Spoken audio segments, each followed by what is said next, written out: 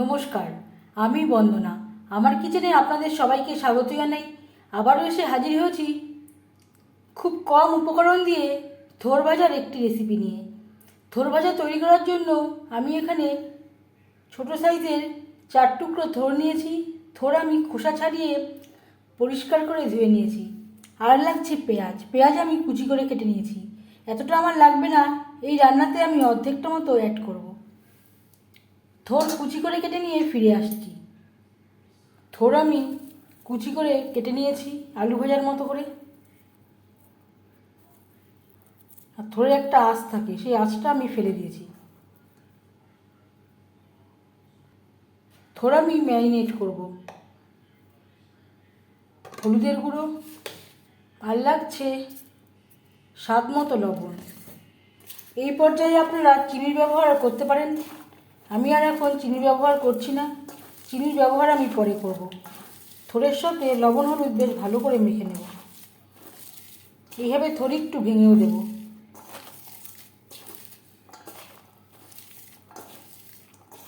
খুব সহজ একটা রান্না। থোড় ভাজা বা থোড় দিয়ে নানা রকম রেসিপি আপনারাও মাঝে মধ্যে তৈরি করে থাকেন। তবে আমি কীভাবে এই কম উপকরণ দিয়ে থোড় ভাজা তৈরি করি সেটা খুব সহজভাবে আপনাদের সাথে শেয়ার করব।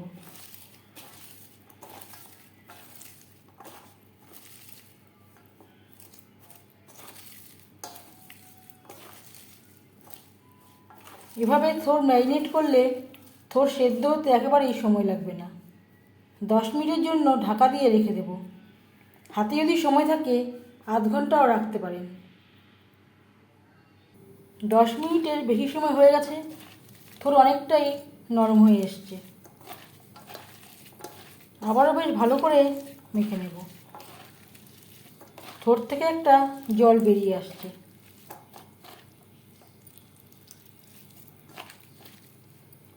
এবার যাচ্ছি নেক্সট স্টেপে। থোড় ভাজা তৈরি করার জন্য 3 চামচ রিফাইন্ড অয়েল গরম করে নিয়েছি। আমি রান্নাটা রিফাইন্ড অয়েলে করছি, আপনারা চাইলে যে কোনো কুকিং অয়েলে করতে পারেন। এবার দিয়ে দেব পেঁয়াজ কুচি।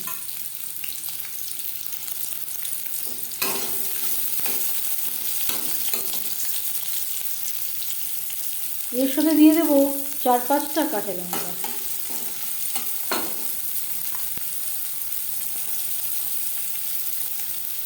পেঁয়াজ লালচে করে ভেজে নেব। পেঁয়াজ ভাজা হয়ে এসছে।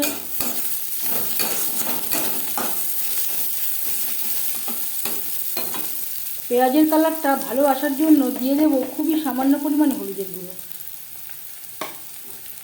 ইচ্ছে করলে নাও দিতে পারেন।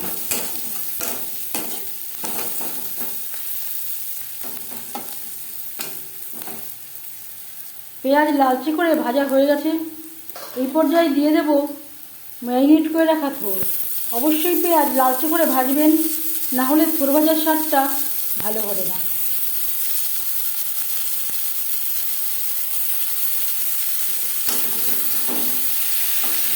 পেঁয়াজের সাথে থোড় বেশ ভালো করে মিক্স করে দেব।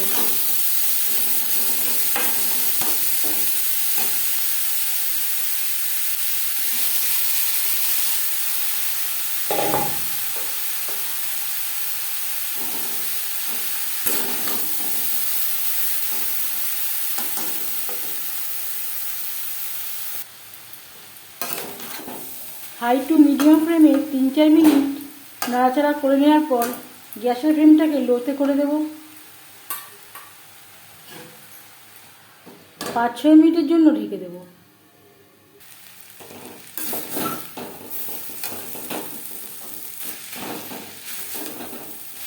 অবশ্যই নাড়াচাড়া করে দিতে হবে, না হলে তলা লেগে যাওয়ার সম্ভাবনা থাকতে পারে। এবার যাচ্ছি ফাইনাল স্টেপে। গ্যাসের ফ্লেমটাকে মিডিয়ামে করে দেব। মিডিয়াম ফ্লেমে 2-3 মিনিট নাড়াচাড়া করে নেব। সবশেষে দিয়ে দেব 1/2 চামচ সুগার পাউডার। আমার কাছে তৈরি করা ছিল তাই আমি ব্যবহার করছি।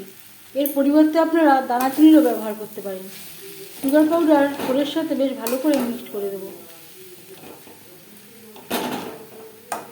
1 মিনিট নাড়াচাড়া করে নেওয়ার পর গ্যাসের ফ্লেমটা অফ করে দেব। 5 মিনিট ঢেকে স্ট্যান্ডিং টাইমে রাখবো। থোড় ভাজা রেডি সার্ভ করার জন্য। এই থোড় ভাজার রেসিপিটি কেমন লাগলো অবশ্যই জানাবেন কমেন্টের মাধ্যমে।